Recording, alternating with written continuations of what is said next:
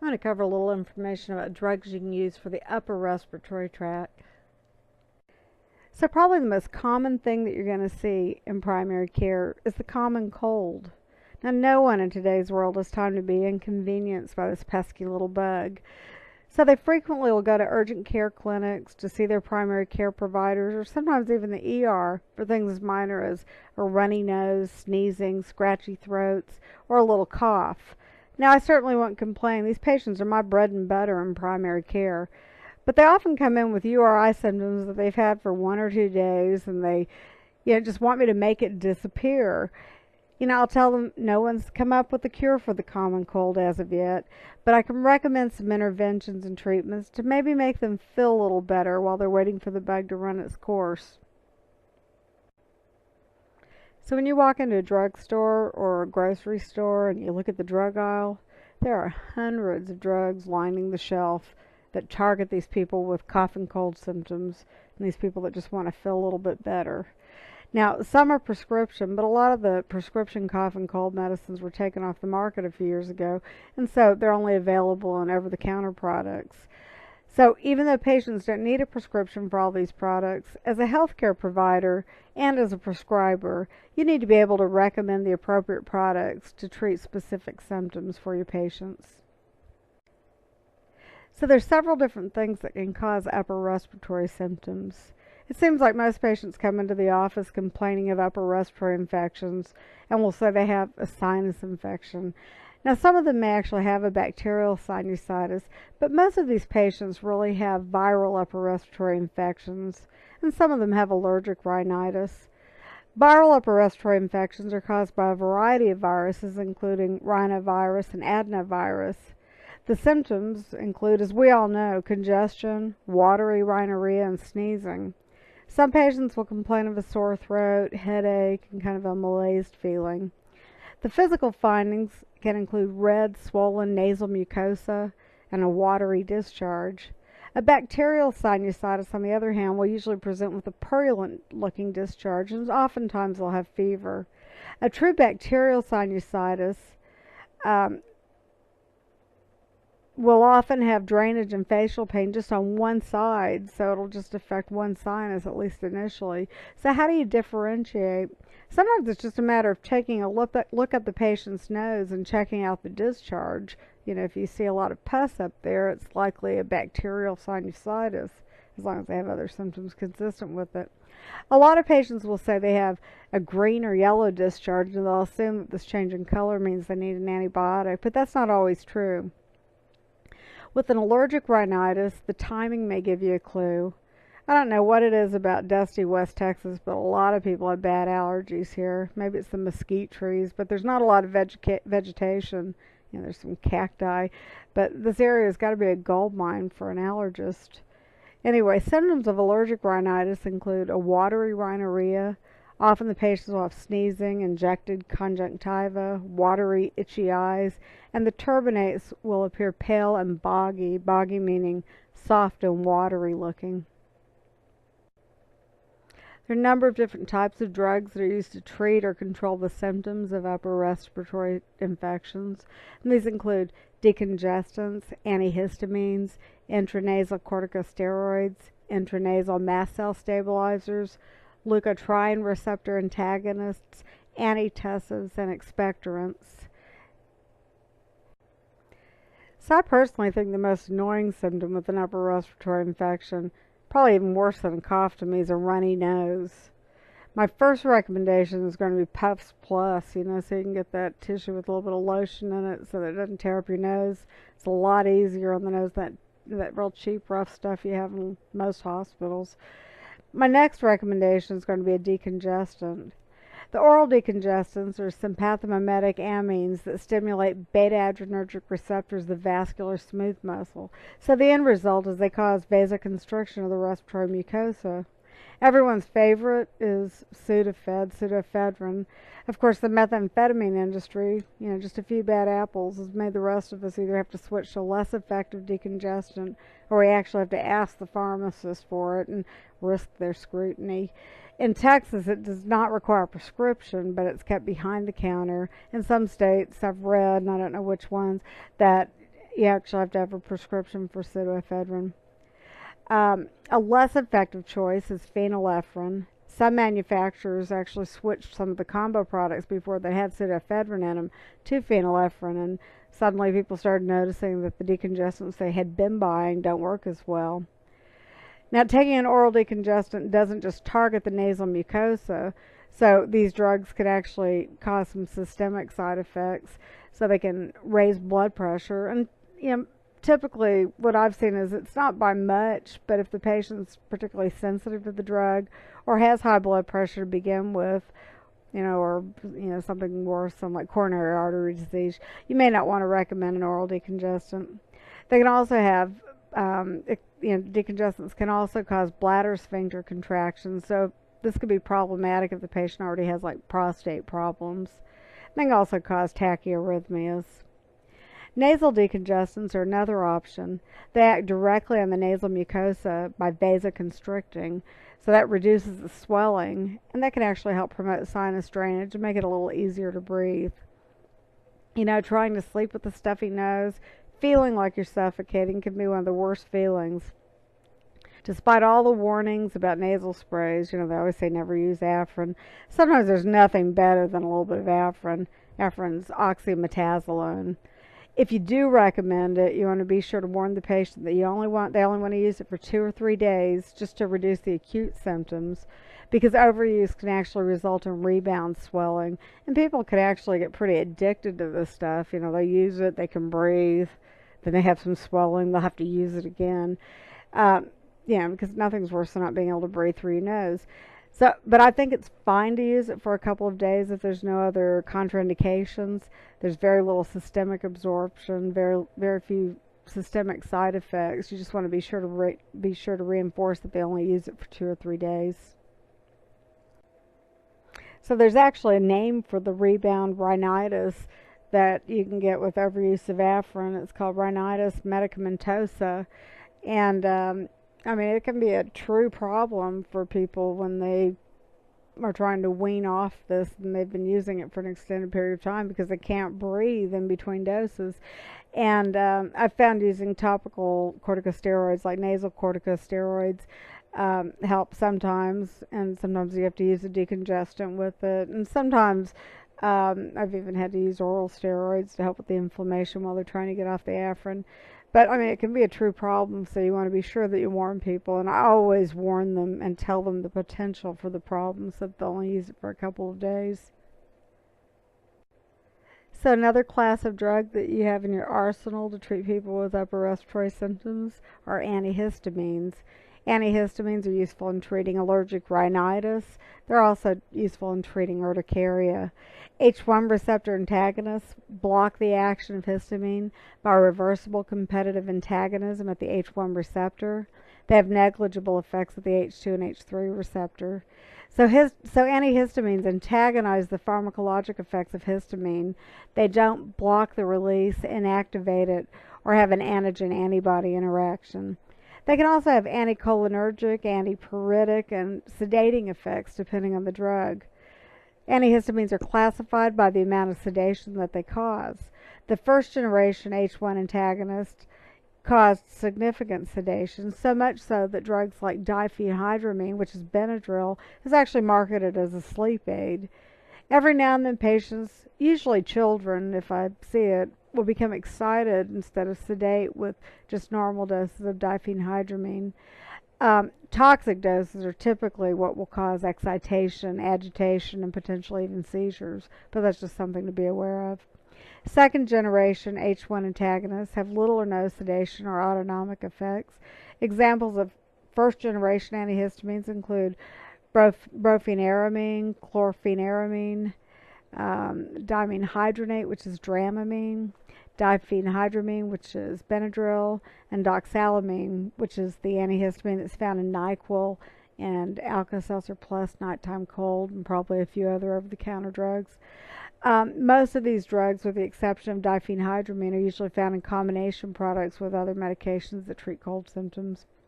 Examples of second-generation antihistamines include Claritin, Allegra, Xyzal, and Zyrtec. And Xyzal is actually the active enantiomer of citrazine, which is Zyrtec, so they're chemically related.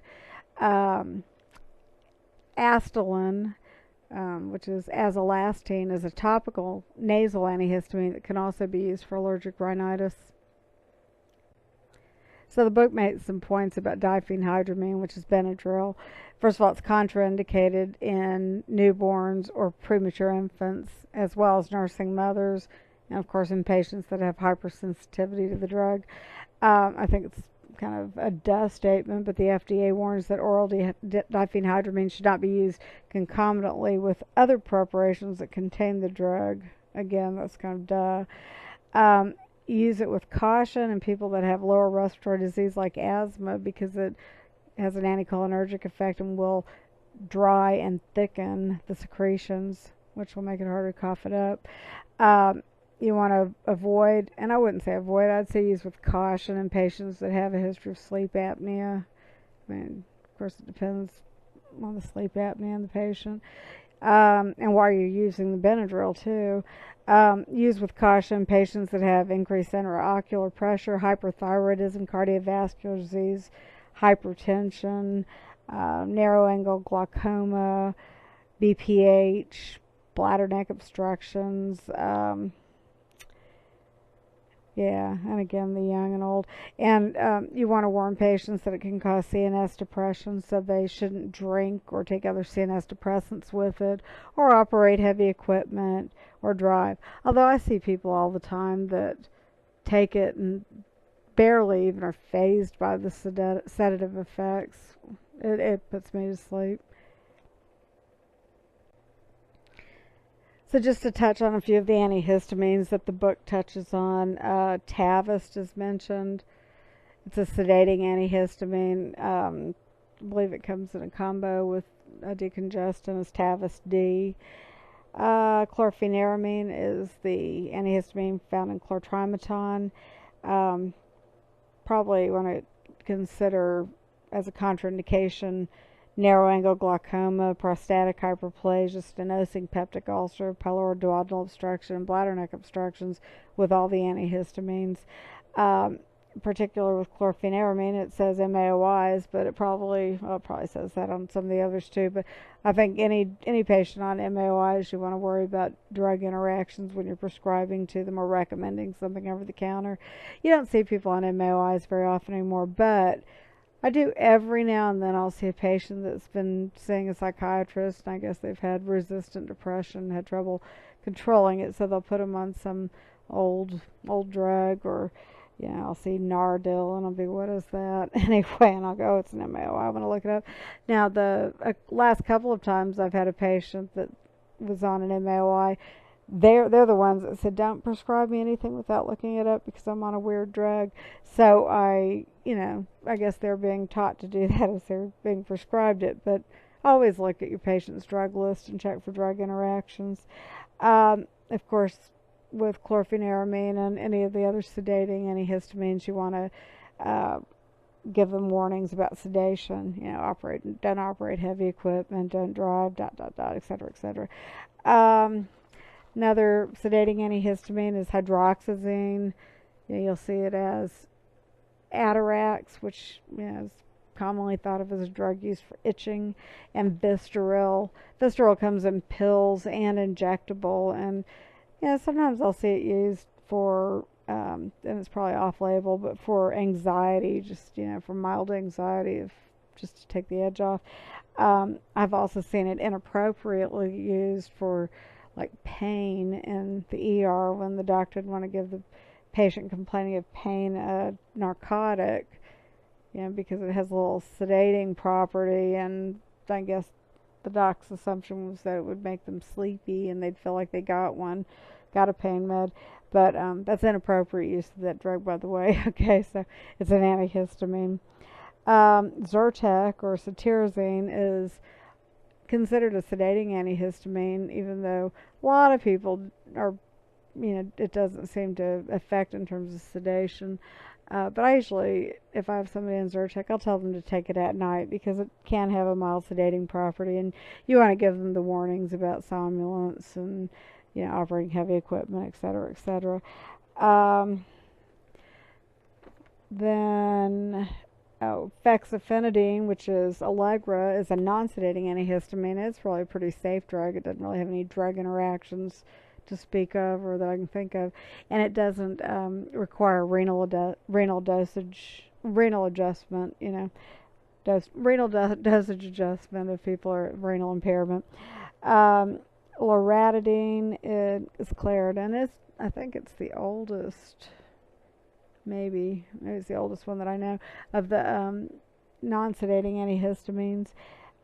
It does have some precautions in patients with liver disease and with impaired renal function, so dosage adjustment should be considered. It says here that safety and effectiveness in use of children under 6 has not been established, but it actually has a children's um, chewable dose. Let me look real quick. It has a children's chewable and can be used down to age 2. I'm looking it up real quick to be sure.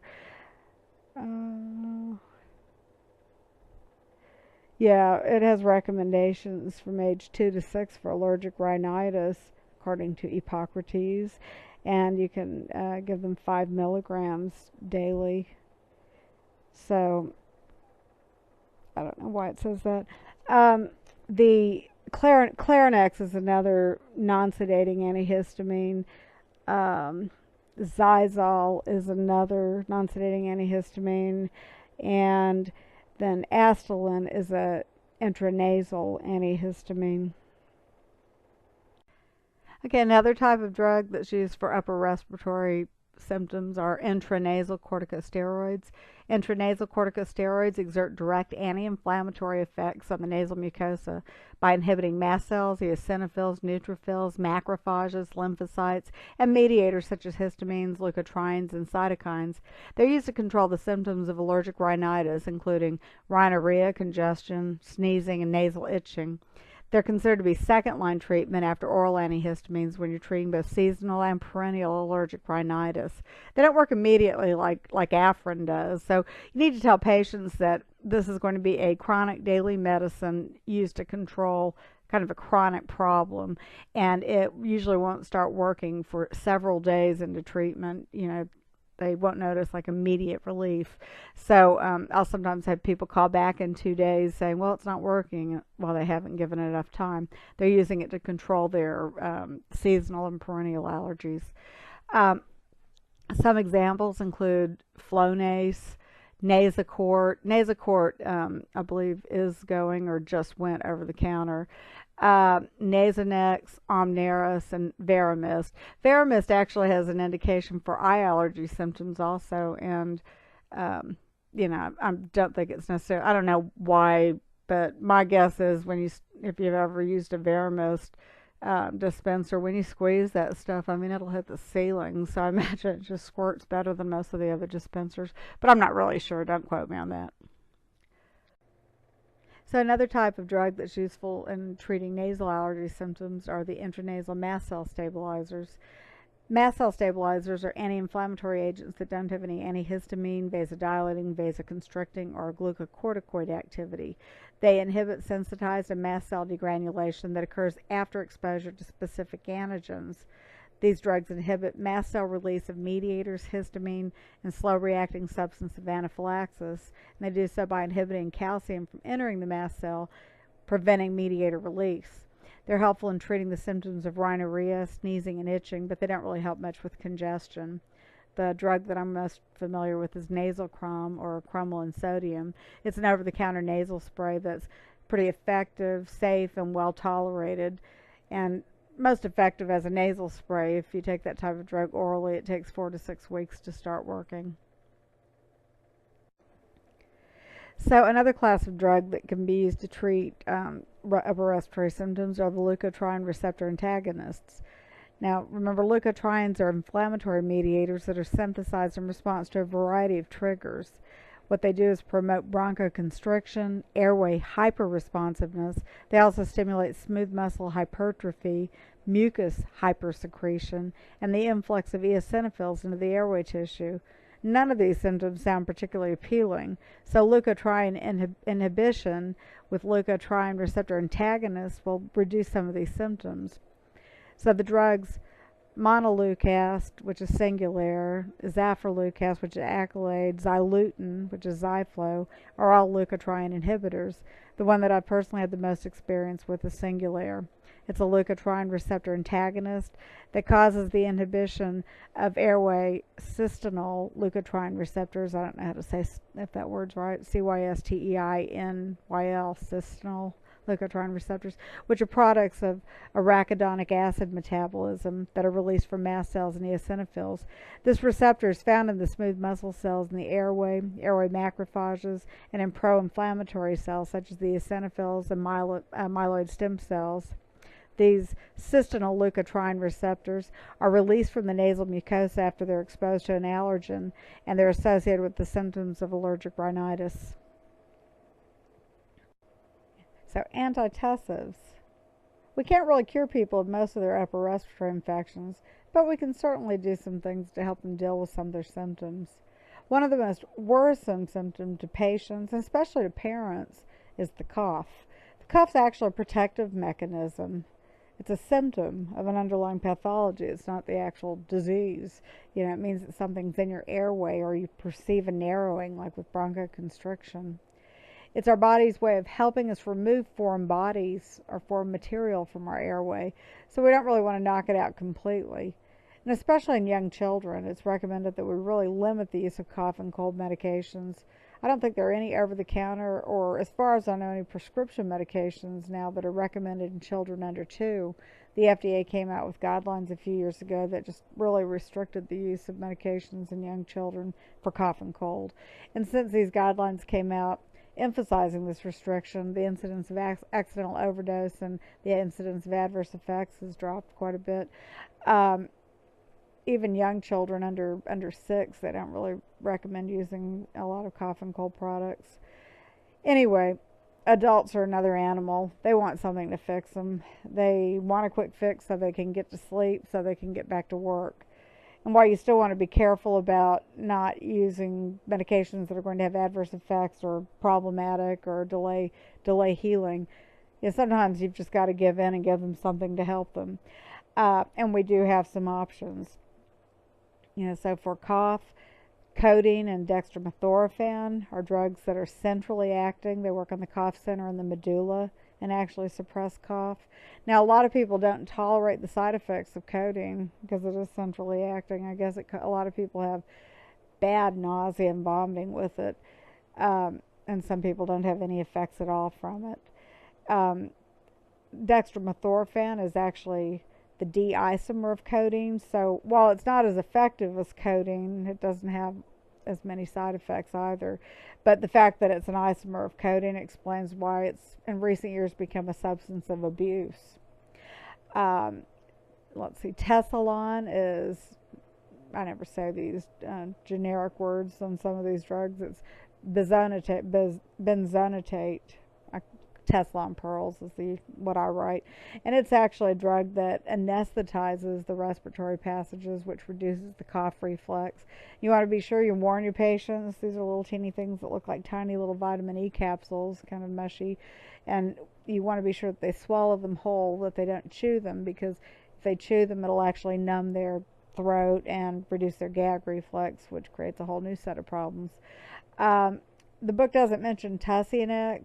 Maybe it does later, I just haven't gotten there, but it's a combination product. It's a combination of chlorpheniramine, which is an antihistamine, and a long-acting version of hydrocodone.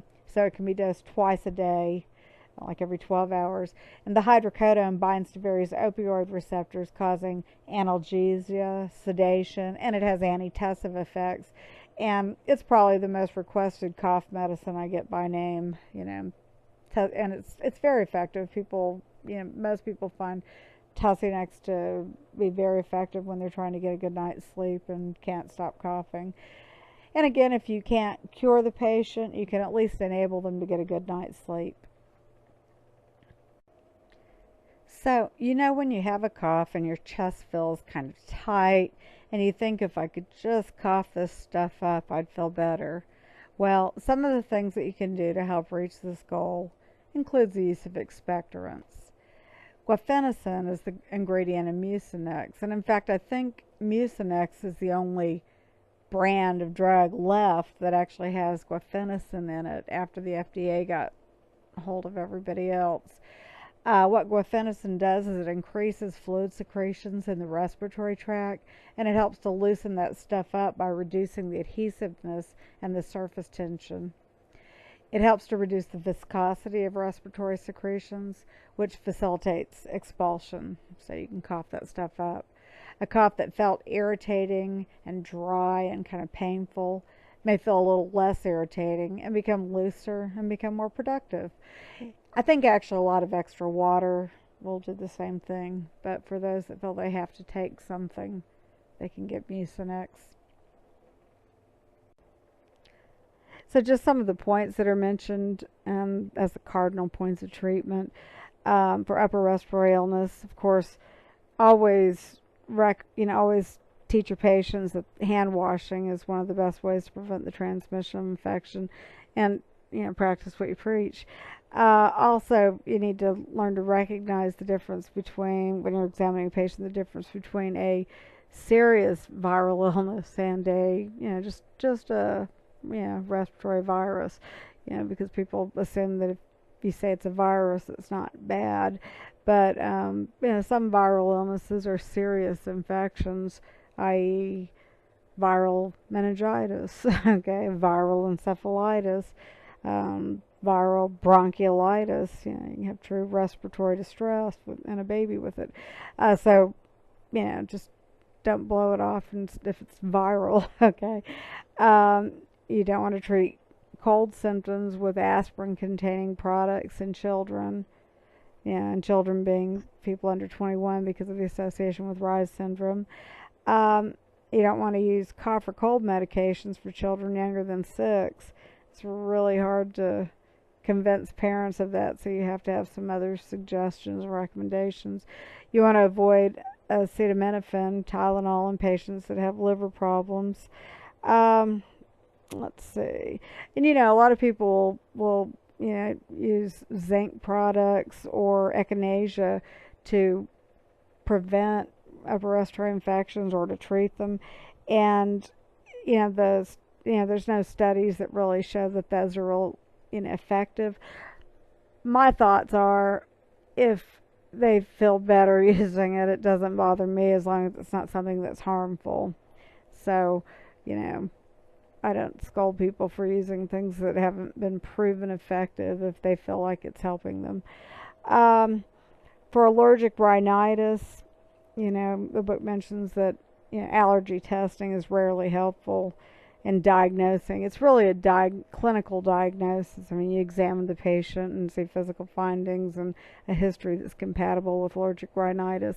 When you consider sending them or doing allergy testing, would be when you have a patient that has multiple allergies or they have year-long allergy symptoms, and you may consider doing or referring them for immunotherapy.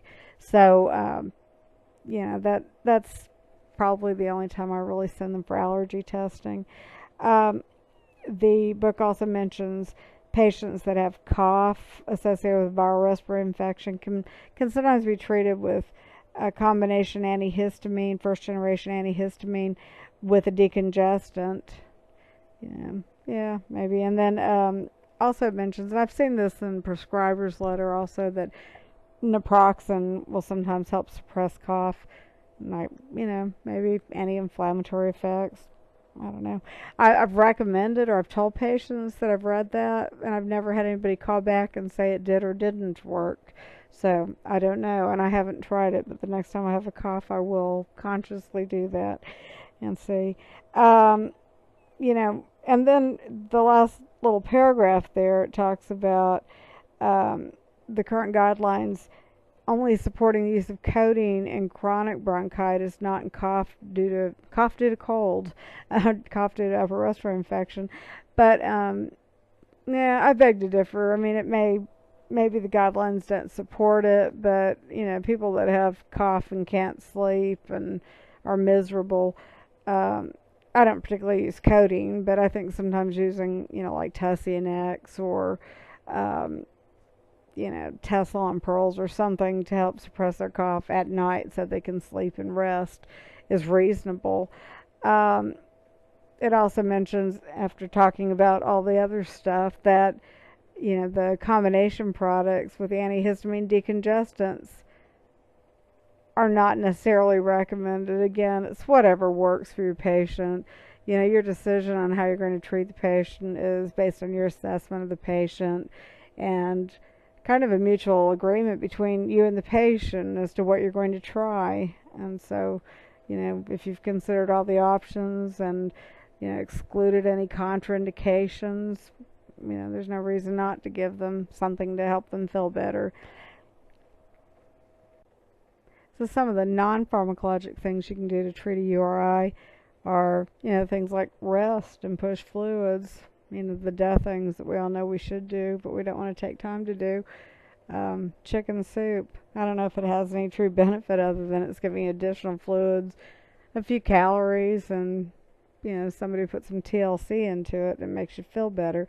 But increased fluids are going to thin your secretions and hydrate the tissues.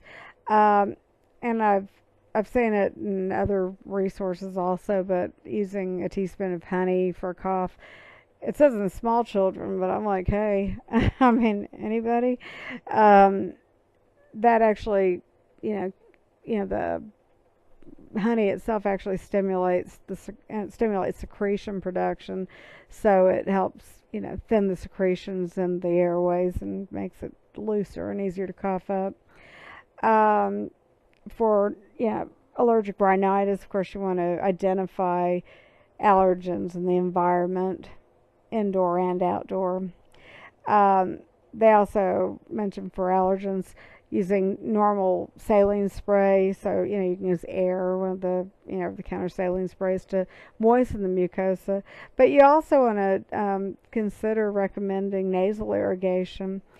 And when I first heard about people using neti pots, I thought, gosh, you don't want to do that all the time. It's going to mess up the natural mucosa, and I think it does. But if you're sick and you've got a head full of pus, I think it's rational to wash it out, get the pus out of your head. If you had it on some other body part, you would wash it off. The same with allergies. If you have pollen up in stuck on your mucosa, if you can flush it out, it's going to no longer be sitting there triggering all the histamines to cause all the inflammation. So, I recommend doing it once or twice a day. If people are developing an infection or if they have seasonal allergies that are, either bothering right then or to do it anticipating them. You want to be sure you tell them not to use tap water. And people have gotten some serious infections from tap water. And God knows I won't even drink the water in San Angelo, much less flush my sinuses with it. You want to be sure it's sterile solution. And you can buy distilled water and add a little salt to it. I just take a bottle of saline home from my office, sterile saline. But these look like little teapots if you're not familiar with it. And when I bought one, the box actually said that it was a yoga treatment. And I'm like, oh, that's just pushing it a little too far. It's a nasal irrigation. But it looks like a little teapot, and you put your distilled water and salt, or has instructions on it, or your saline, and you hold it up to your nose and just tilt it, and it'll push the water up into your nose and up into the sinuses, and it'll come out the other nostril. And, some people are just horrified by that idea, but it's really not bad. It feels like I don't like this feeling either, but it feels like you're swimming underwater upside down, and, the water's gotten up in your sinuses, which it has. But it's really not, that unpleasant. And I've actually used it several times when I've started to get allergy symptoms or I've had an infection, and I thought it worked a whole lot better than I expected it to. And since I've seen ENTs recommending it and I've read more about it, I'm much more likely to recommend it in recent years than I did at first. And I have a lot of patients that swear by saline irrigations. So, that's something to keep in mind when you're recommending, like non-pharmacologic things to help people get with allergies or sinus infections. So pharmacologic treatment, of course, the patient's history and physical exam is going to kind of help you decide which areas to target, whether or not they need an antihistamine, decongestant, expectorant, or antitussive, or a combination. Then the biggest battle you're going to fight in the exam room is the antibiotic, because people want a fix, they want it now, they want to be better tomorrow because they've got plans, and they think an antibiotic shot's going to fix them, and it's not.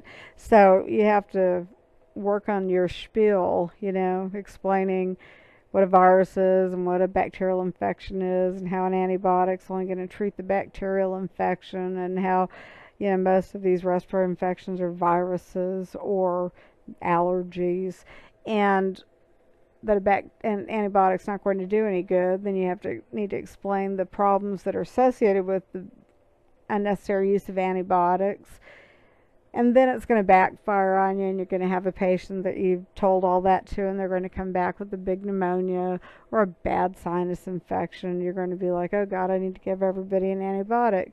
But don't, okay? So take it back to your spiel. Be sure that you add that sometimes, these viruses or these, allergies can actually, like plug stuff up, and then it can fester and turn into a bacterial infection. Treating it in advance isn't going to help it, but if this happens, they may need to have an antibiotic at some point.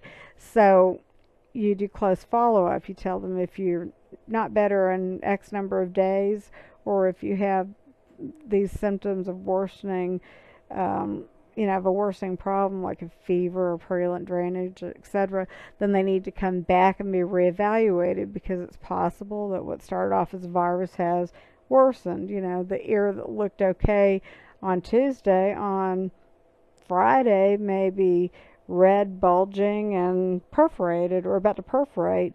So, be sure you have good follow-up and they understand this concept, and then they won't get pissed off at you when they come back with a bacterial infection, or when they go somewhere else, they won't say, she misdiagnosed me.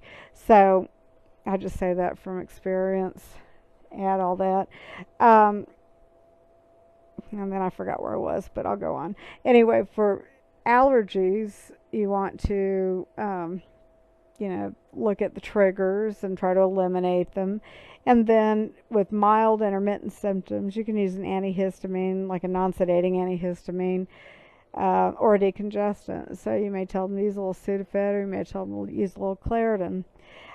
If they're unable to take an oral, you may want to use a nasal antihistamine, or you can use the intranasal cromolyn or a leukotriene receptor antagonist. For moderate frequent symptoms, you want to go with with a regular, what is that, frequent symptoms? Oh, regular to high dose intranasal corticosteroids. And just, you want to use an intranasal corticosteroid if they have frequent to moderate symptoms. You can add an oral or nasal antihistamine and a decongestant if needed. Moderate persistent symptoms should be used, treated with a combination regimen that consists of an intranasal corticosteroid plus a non-sedating or an intranasal antihistamine, and sometimes a decongestant. And then severe symptoms can be treated with a combination regimen that consists of a non-sedating antihistamine like Allegra, Claritin, or Clarinex, or Xyzal, with or without a decongestant and an intranasal corticosteroid. You might sometimes even consider the use of an oral steroid for about 5 days if they have severe allergy symptoms. And you can also consider the use of Afrin for like 3 days if they have severe swelling, can't breathe, and you need to just kind of get a grasp on it. A lot of people ask for steroid shots, and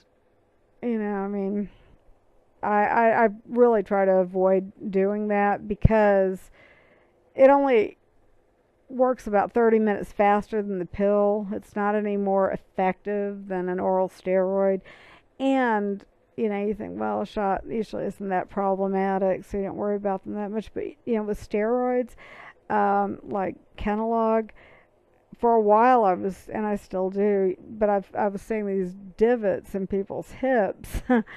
And looking back, I could see, fortunately, I never saw one that I did or my nurse did, but where they had a steroid shot in that hip several months earlier. And it can actually cause, if you get the steroid into the fatty tissue, it can cause like a liponecrosis. And so I was seeing these, young girls in their, 20s with these big dimples in their, hips. And they're not real thrilled with them, I promise you. They're not thrilled with that in their bikini.